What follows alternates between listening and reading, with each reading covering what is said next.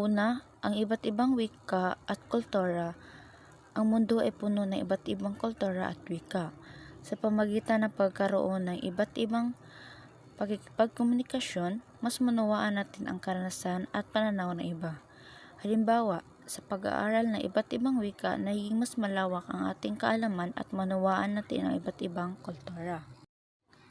Pangalawa, ang mga tao ay may kapansanan. Mahalaga ang pagkakaroon ng iba't ibang paraan ng komunikasyon para sa mga taong may kapansanan tulad ng bingi o bulag. Then, ang sign language at iba pang paraan ng komunikasyon ay nagbigay daan para sa kanila upang maipahayag ang kanilang mga saloobin at maintindihan ang mundo sa kanilang sariling paraan. Pangatlo, ang pagkaroon ng iba't ibang paraan ng komunikasyon ay nagbubukas ng mga oportunidad para sa lahat. Sa panahon ngayon, ang teknolohiya ay nagbigay daan sa iba't ibang paraan ng komunikasyon tulad ng social media, video calls, at emails.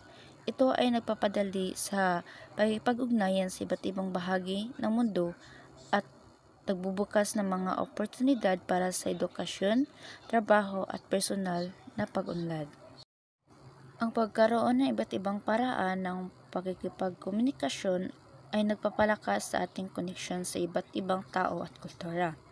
Nagbibigay daan para sa inclusivity at accessibility at nagbubukas ng mga oportunidad para sa lahat.